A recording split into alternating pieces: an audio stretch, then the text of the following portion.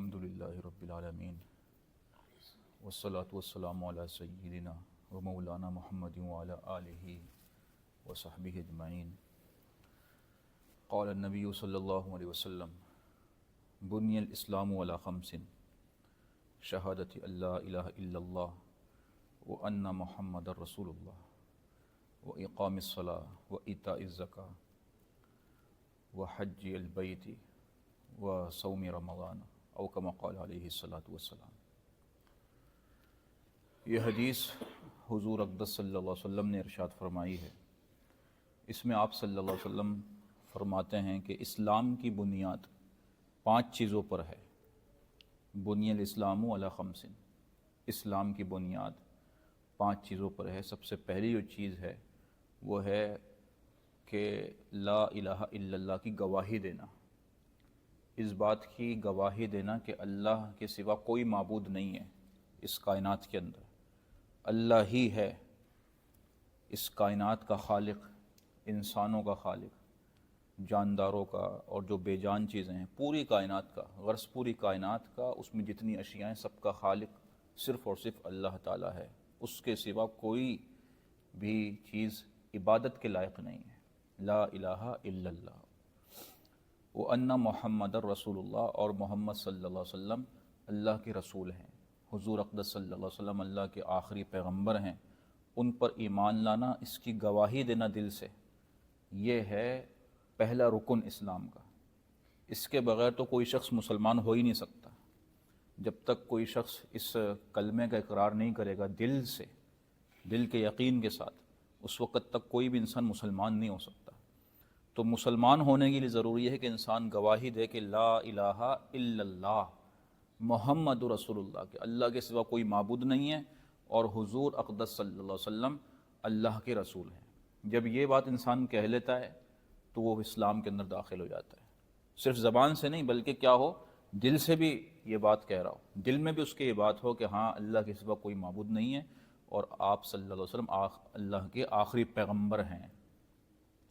اور دوسرا جو رکن بیان فرمایا وہ فرمایا کہ اقام الصلاۃ، نماز کا قائم کرنا۔ تو اسلام جب انسان لے کر آ جاتا ہے تو اس کے بعد سب سے پہلا جو فریضہ انسان پر عائد ہوتا ہے وہ نماز ہے، کہ انسان 5 وقت کی جو نماز اللہ کی طرف سے فرض کی گئی ہے اس کا اہتمام کرے، اس کو ادا کرنے کا اہتمام کرے، اس کے مسائل سیکھے، پاکی کے ناپاکی کے مسائل سیکھے، کیونکہ نماز بغیر پاکی کے ادا نہیں ہو سکتی ہے۔ تو وہ دوسرا رکن ہے۔ اور تیسرا جو رکن ہے وہ ہے ایتاء الزکاۃ، کہ زکوٰۃ کا ادا کرنا۔ جس شخص کو اللہ تعالیٰ نے مال دیا ہے، مالداری عطا کی ہے، تو پھر یہ بھی اللہ کی نعمت ہے۔ انسان جب دنیا میں آیا تو فقیر تھا، کچھ بھی نہیں تھا، اس کے بدن پہ کپڑا تک نہیں تھا، ننگا پیدا ہوا تھا، لیکن اللہ رب العزت نے اس کو مال دیا، جوانی دی اور کاروبار اس کو عطا کر دیا۔ تو اب اس کا حق یہ ہے کہ جب مالدار ہو جائے تو پھر وہ زکوٰۃ بھی ادا کرے۔ اس کی شرائط ہیں، انشاءاللہ موقع ملا تو بات کریں گے۔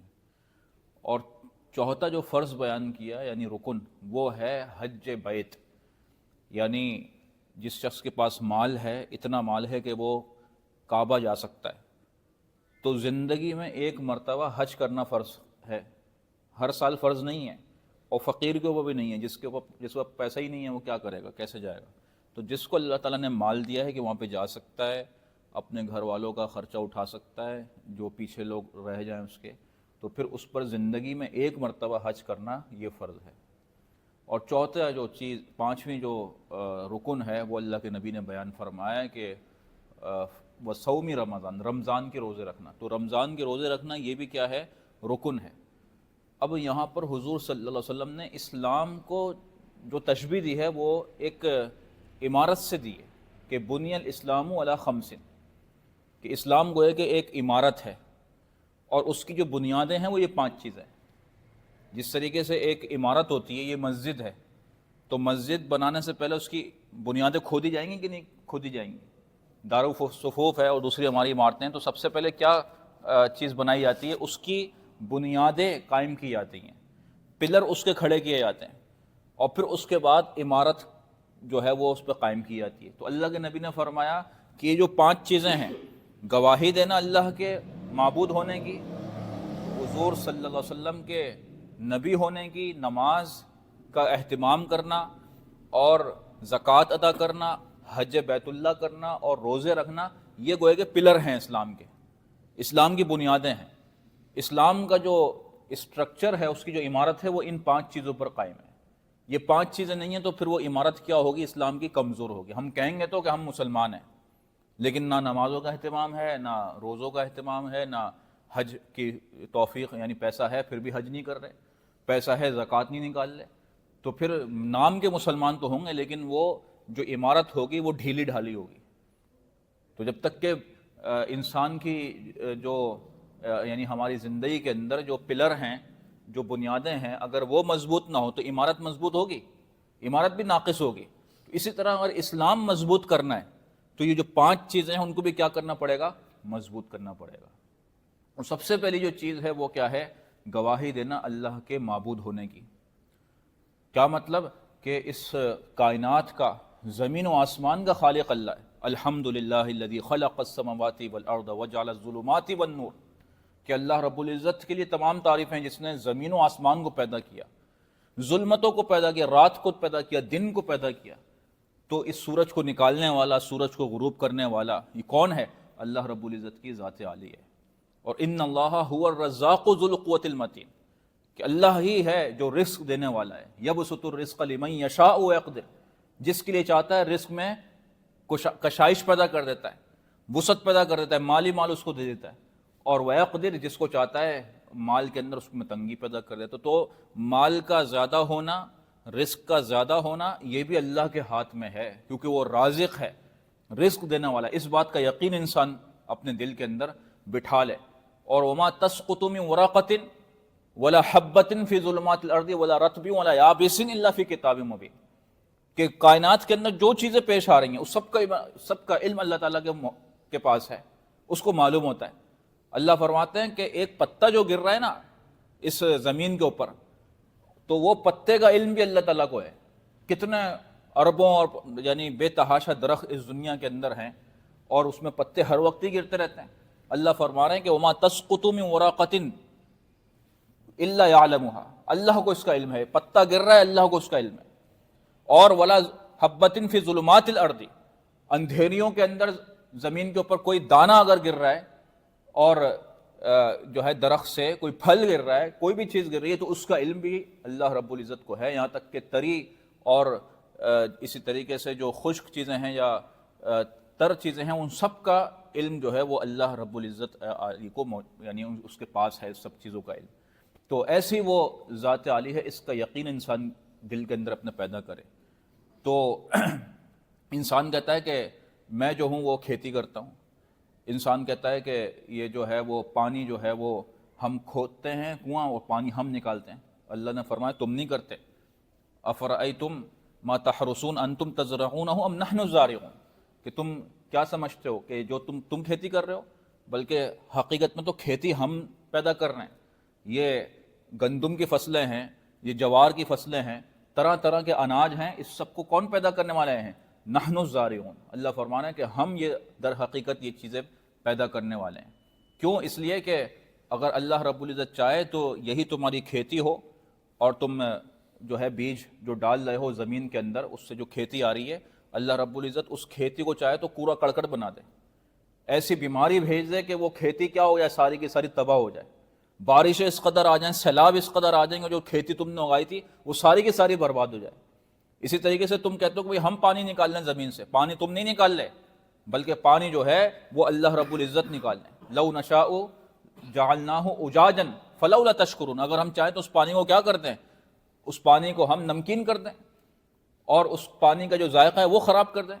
کیونکہ آپ نے دیکھا ہوگا کہ ایک جگہ زمین کے اندر میٹھا پانی میں نکل رہا ہے، لیکن دوسری جگہ جو ہے وہ کیسا پانی میں نکل رہا ہے؟ نمکین پانی نکل رہا ہے، اور پینے کے قابل ہی نہیں ہو پانی۔ تو یہ جو پانی نکالنے والی ذات ہے وہ بھی کون ہے؟ اللہ رب العزت کی ذات ہے۔ تو اس چیز کا یقین انسان اپنے دل کے اندر پیدا کرے کہ لا الہ الا اللہ، اللہ کے سوا کوئی معبود نہیں، وہی خالق ہے، وہی رازق ہے، وہی دینے والا ہے، اور جو کچھ اس دنیا کے اندر پیش آ رہا ہے اس کے علم میں ہے، اس کی اجازت کے بغیر کچھ بھی نہیں ہو سکتا۔ یہاں تک کہ ہم پر جو مصیبتیں آ رہی ہیں یا کوئی پریشانی آ رہی ہے یا کوئی خیر ہمیں حاصل ہو رہی ہے، وہ بھی اللہ رب العزت کے حکم سے ہو رہی ہے، اس کی اجازت کے بغیر کچھ بھی نہیں ہو سکتا۔ اس بات کا یقین دلوں کے اندر پیدا کر لینا۔ تو اس لیے یہ جو کلمہ ہے لا الہ الا اللہ محمد رسول اللہ، تو کوئی شخص جب اس کلمے کو پڑھ لیتا ہے اس یقین کے ساتھ جو میں نے ابھی آپ حضرات کے سامنے ذکر کیا، تو حرم اللہ علیہ النار، نبی کریم صلی اللہ علیہ وسلم نے فرمایا کہ ایسے شخص کے اوپر جہنم حرام ہو جاتی ہے۔ صدق دل سے جب یہ کلمہ پڑھ لیا تو ایسا شخص جنت میں جائے گا۔ یہ الگ بات ہے کہ اس کے لیے نیک اعمال کرنے پڑیں گے، جو اللہ تعالیٰ کے احکام ہیں اس پر عمل کرنا پڑے گا، اس کے بغیر کوئی یعنی جائے گا تو جنت میں پھر بھی، اگر مسلمان ہے، وہ مسلمان ہونے کی حالت میں مرا ہے، لیکن اس کی سزا پھر بھگتے گا۔ اگر نماز نہیں پڑھی اور لوگوں پر ظلم کیا اور لوگوں کے حقوق کھا لیے، لوگوں کا مال کھا لیا، چوری کی، ڈاکے کیے، تو اور ہے مسلمان، تو جنت میں جائے گا، لیکن پہلے ان سب کی کیا ملے گی؟ اس کو سزا ملے گی۔ تو سزا ملے گی، لیکن ہے بہرحال وہ جنتی۔ ایسا نہیں کہ کافروں کی طرح ہمیشہ ہمیشہ کے لیے وہ جہنم میں چلا جائے۔ جو ہمیشہ ہمیشہ جہنم میں جائے گا وہ کون شخص ہے؟ وہ صرف اور صرف کافر ہے۔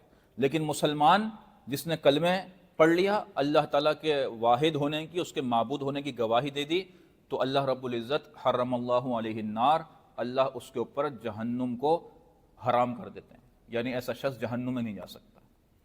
تو اور اسی کلمے کی اور اس شہادت کی، شہادت اللہ الہ الا اللہ کی شرائط میں سے یہ بات بھی ہے کہ انسان کے دل میں کیا ہو؟ اخلاص ہو۔ اس بات کو تھوڑا سا واضح کرنے کی ضرورت ہے کہ انسان جو بھی عمل کرے کس کے لیے کرے؟ صرف اور صرف اللہ تعالیٰ کے لیے کرے۔ یہاں تک کہ اگر وہ شہادت بھی دے رہا ہے، یعنی کلمہ پڑھ رہا ہے لا الہ الا اللہ محمد رسول اللہ، تو یہ بھی صرف اللہ کے لیے ہونا چاہیے۔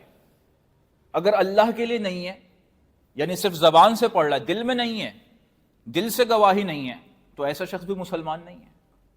بلکہ مسلمان کب ہوگا؟ جبکہ دل سے گواہی دے گا، اس کے دل میں بھی اللہ ہو کہ ہاں اللہ کے سوا کوئی معبود نہیں، زبان سے بھی ہو اور دل میں بھی ہو، تو پھر یہ ہے اخلاص۔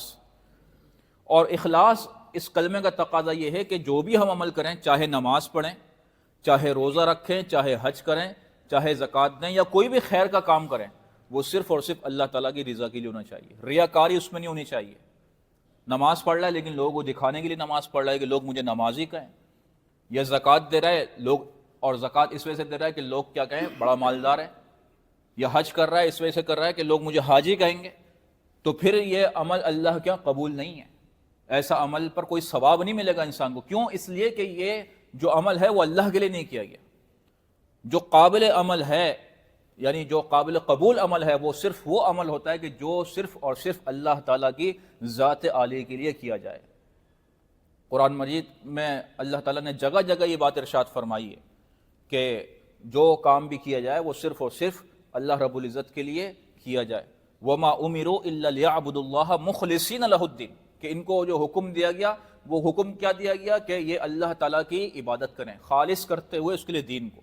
جو بھی عبادت کر رہے ہیں وہ صرف اور صرف اللہ تعالیٰ کے لیے کریں۔ الا للہ الدین الخالص، کہ اللہ کے لیے ہے یہ سارا کا سارا جو دین ہے، خالصتاً اللہ تعالیٰ کے لیے۔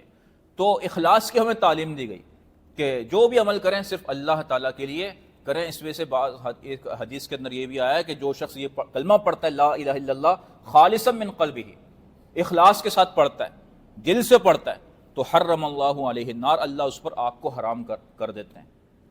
تو اور یہ جو ہمارا روزہ ہے، یہ روزہ ہمیں اخلاص سکھاتا ہے۔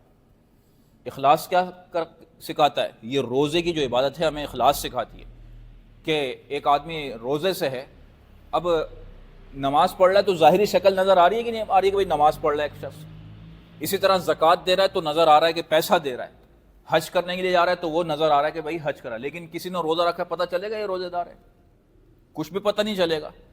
اب بتائے گا تو پتہ چلے گا، نہیں بتائے گا تو کچھ پتہ نہیں چلے گا۔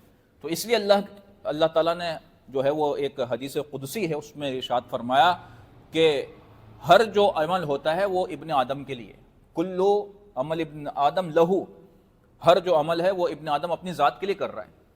اب نماز پڑھ رہا ہے تو اپنے فائدے کے لیے پڑھ رہا ہے، یا اس کی کوئی نہ کوئی مصلحت اس کے اندر موجود ہوتی ہے، پیسہ دے رہا ہے تو اس میں بھی اس کی کوئی نہ کوئی مصلحت ہوگی۔ لیکن الصوم لی، روزہ رکھ رہا ہے تو وہ صرف اور صرف میرے لیے رکھ رہا ہے، کیونکہ روزہ رکھنا کیا ہے کہ کھانے پینے کو چھوڑ دیا اور جنسی خواہش کو چھوڑ دیا۔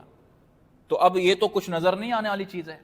تو یہ جو عمل ہوتا ہے روزے کا، چونکہ اس شخص کوئی بھی شخص دیکھ نہیں رہا تھا اس چیز کو، کسی کو علم بھی نہیں ہوتا ہے، تو اللہ فرماتے ہیں کہ الصوم لی وانا اجزی بہ، اس کا ثواب بھی میں دوں گا.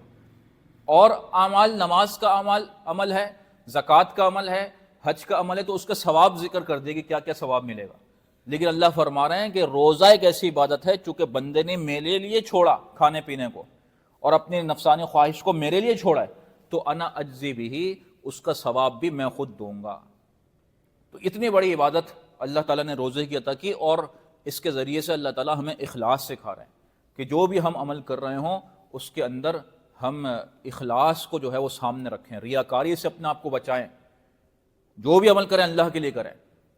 کسی ادارے میں کام کر رہے ہیں، ملازمت کہیں کر رہے ہیں، تو اچھے طریقے سے ملازمت کریں، لیکن اچھے طریقے سے جو ملازمت کر رہے ہیں وہ یہ نیت نہ ہو کہ جو میرا نگران ہے وہ مجھ سے خوش ہو جائے گا، یا جو ادارہ ہے اس کے جو بڑے ہیں میرے سے خوش ہو جائیں گے، بلکہ اللہ کی نیت کر لے کہ اللہ رب العزت مجھ سے خوش ہو جائیں، کیونکہ یہ عمل میری ذمہ داری ہے یہ کرنا. میری روزی حلال ہی اس وقت ہوگی کہ جب کہ میں صحیح طریقے سے کام کروں گا، پورا ٹائم دوں گا، جو میرے ذمہ ہے وہ میں اچھے طریقے سے کروں گا، جب میرے لیے روزی حلال ہوگی. تو اس میں نیت کس کی کرے؟ اللہ کی کرے، تاکہ میرا کھانا پینا سب چیزیں حلال ہو جائیں، اللہ مجھ سے راضی ہو جائے.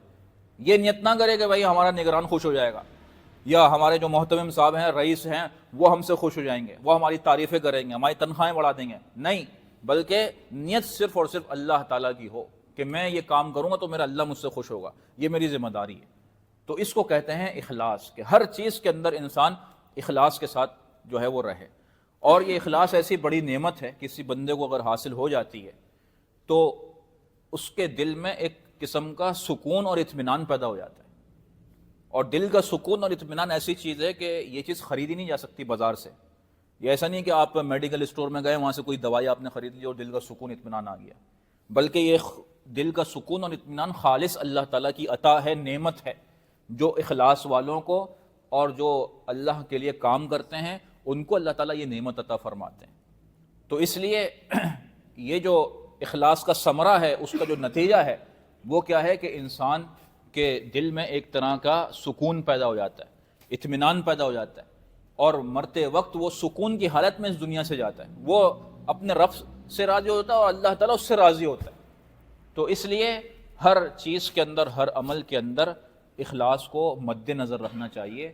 اور جو بھی ہم عمل کر رہے ہوں، چاہے وہ کوئی ملازمت ہو یا کوئی بھی دنیا کا کام ہو یا آخرت کا کام ہو، اس میں ہم نیت صرف یہ رکھیں کہ ہم اللہ تعالیٰ کے لیے کر رہے ہیں، اور وہی اس کا اجر جو ہے وہ دینے والا ہے، اور اسی سے اجر کے طالب بھی ہوں. کہ ہمیں دنیا میں کسی سے کوئی مال نہیں چاہیے اس عمل کے لیے، کسی سے کوئی تعریفیں سننے کے لیے ہم کام نہیں کر رہے، بلکہ ہم جو یہ کام کر رہے ہیں وہ صرف اور صرف اللہ تعالیٰ کی رضا کے لیے کر رہے ہیں، تاکہ ہمارا رب ہم سے خوش ہو جائے اور آخرت میں ہم سے راضی ہو جائے، اور جو اپنی رضا کا جو ٹھکانہ اس نے اپنے نیک بندوں کے لیے بنایا، یعنی جنت بنائی ہے، اس کے اندر ہمیں داخل عطا فرما دے.